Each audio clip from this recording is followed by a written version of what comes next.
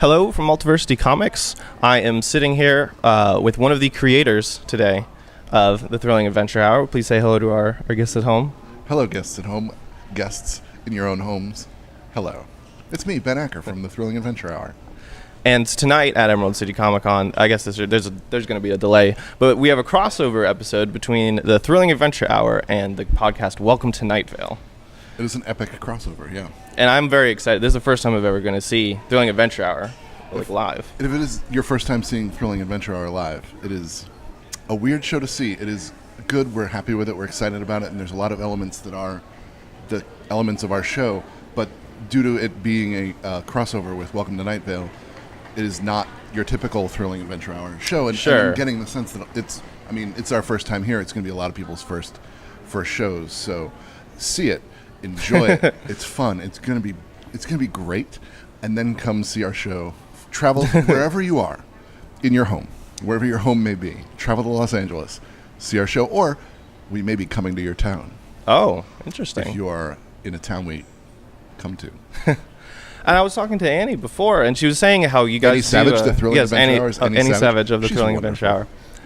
She was talking about how you guys usually do your 3 episodes or 3 little shorts per night, whereas this crossover has to be something completely different, just based on what Nightvale is, I guess. Well, we're doing, I don't know how spoilery this is, assuming that this drops after the thing happens, oh, yeah, sure. But before people hear it, unless they went to the show that is in the future, we are doing, it's still 3 segments. It's a piece of our show, and then a piece of their show, and then a piece of both shows. Okay. Yeah.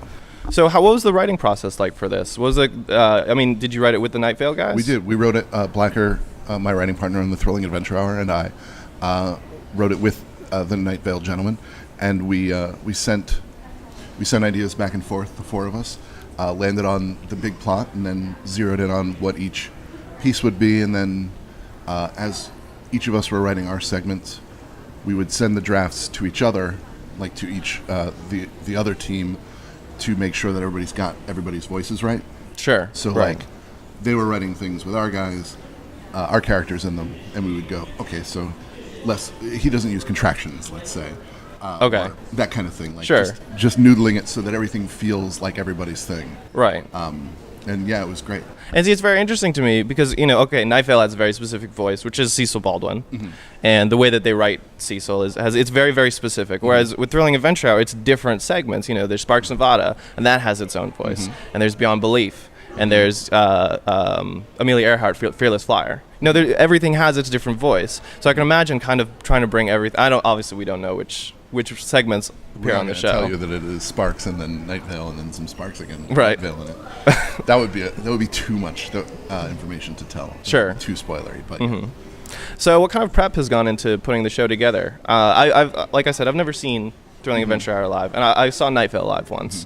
But from what I understand, just from listening in on the podcast, you have a stage, everyone kind of dresses nice, and you perform like old-fashioned radio, basically. Yeah, scripts in hand, and we usually have a teeny tiny orchestra. This time we have John Roderick playing some music for us, who will also be the weather. Okay. So it's like, right.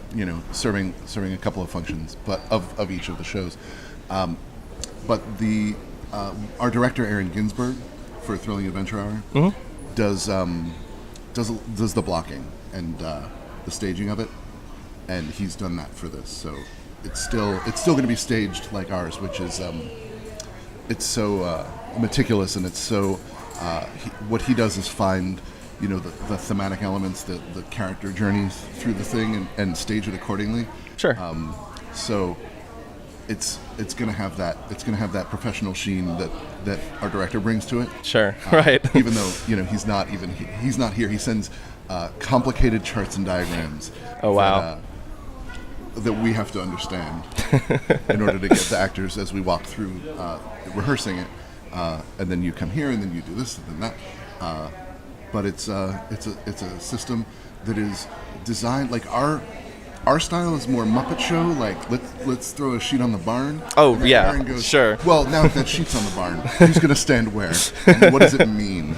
And so it's a combination of those two sensibilities that gives it, ideally, a sense of sane madness, I want to say. Sure. Yeah, I can understand that. Yeah. So, obviously, these two shows are pretty wildly popular. They definitely have their, massive cult followings. Yes. But what do you think it is about this kind of radio play idea that's come back? Because for a long time, nobody was listening to radio plays, and all of a sudden, Nightvale blew up. But and Thrilling Adventure Hour then became a huge. You guys got picked up by Nerdist, and all of a sudden it's like in everybody's homes. You know what I mean? Yeah, no, it's it's kind of podcasting became big, and podcasting is just storytelling, and it's it's a natural, I think, extension of the medium to look back and the limit in podcasting is your imagination, really, and like this is a way to tell a story. It's economical, and I don't know, like ours is Thrilling Adventure has always been designed to play with a bunch of our friends, Right. And so that lends itself to that sort of radio play, and then Nightvale is such a three-man team, that it just makes sense. Sure. Right. And I mean, I think they're both kind of, in addition to being radio plays and, listening on podcasts, what I like about Thrilling Adventure Hour is it's also very clearly like a live theater show. Mm-hmm. You guys always get out like the Largo and bring everybody in and special guest stars, sometimes special guest directors too, which is always fun. Oh, yeah. Like Ryan Johnson did the one episode Ryan with... Johnson's done too. Oh, what was it? I remember the one with Joseph Gordon-Levitt as a Nazi. Yes. And then... The second episode of Ace American, which was the first one we maybe... No, I think we waited to podcast it until we had the other one. Okay. But he did that first one, and the Moonshine Holler. I want to say a Sparks back in the day. Really? But it was. That's very fun. It was super fun. He's watching him work is it's what you would expect it to be. Sure. He's effortless. Like he just it seems like he's just thinking of a thing in the moment. Like, what if you did this? And it means everything to the act. Like it just nudges him this way, but still gives them the freedom of choice, and like they're bringing them to it. It's marvelous to see. Sure. Yeah. And what else is interesting to me is you and the other Ben, you've both co-written like almost I think every single episode. There was Ed Brubaker did one, yes, which was fun.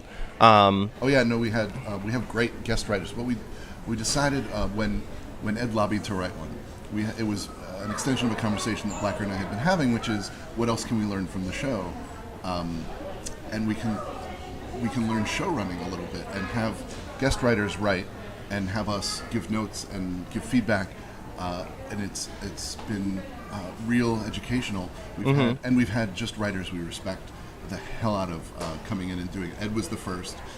Len Wein has done. Right. Yeah. He did an episode for Valentine's Day this year. We try and for holiday episodes farm out the writing responsibilities to right, like Bill Corbett from Mystery Science Theater 3000 and Riff Tracks, and Glenn Gould, who is one of my absolute favorite novelists. He wrote Carter Beats the Devil. Wrote A Beyond Belief for last year's Valentine's Day episode that taught us about our characters that we'd been with for 8 years at the time. Like the effects of seeing our stuff through other people's lens is it teaches us, right, more than we thought of. Well, I was even going to ask, like, what did you learn out of the Nightvale experience with those guys coming? And obviously, we've said it before, very specific voice there, very weird voice. But it's not that it's different than Thrilling Adventure Hour. It's kind of just like a different side of a coin, maybe. It is totally is. What we've learned from the Nightvale. Well, oh man, I don't know. We're just big fans of it, so I think we're still in the middle of it. It's still a little early to tell you what we've learned. That those guys are, the real deal when it comes to writing. And we've worked with Cecil. We had a bit of a crossover event last time we were in New York. They scheduled their live show the night before ours, so we had. Oh right, yeah. We had a bunch of our actors play with them, and then Cecil came and played a villain in ours. And man, he's great. Yeah. I mean, like, Yeah, you know, obviously. But he's great. Yeah. So, now we'll podcast soon. Okay. The next couple of months, that episode we did with Cecil in New York. So, one of the things I was curious about, are you guys sort of aware of the online community that, like, follows Thrilling Adventure Hour and follows Nightvale? Yes. I mean, how... I don't get exactly how Tumblr works. Sure.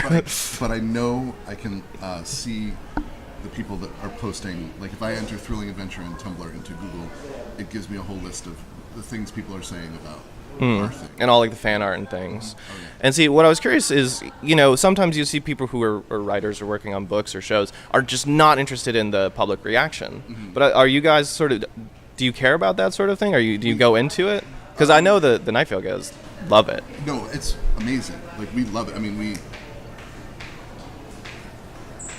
Are you trying to hypnotize me? It worked. No, we love the fans. We're there to meet and subvert their expectations. Like when they love a character, it's maybe time to kill that character. That kind of Sure. stuff. Okay. That's So Sparks Nevada is that's dying, coming is off what you're saying. That's coming off meaner than I mean it. But no, we killed Croach in an episode, and of course we brought him back. He's a Martian. They come back. Right. But it was neat to see. It was neat to see because we do it live at Largo, and to hear the audience react like they got punched in the gut, and go, oh, in however many months from now when we air this podcast, there's going to be that additional reaction. Twitter version of right. it. So yeah, no, we're aware of it, and we love our fans, and they're passionate. It's inspiring, like it really keeps us going. The fans are they're vocal, and they care so hard. It's great. Mm-hmm. Like it's validating as hell. Awesome. Well, sort of to wrap up, what do you want to sort of tease about the future of Thrilling Adventure Hour? I mean, obviously you guys have recorded episodes and then they come out much later, but what are people going to be looking forward to, in addition to, obviously, the Nightvale crossover? We may be coming to your town. Are you guys doing more comics or anything?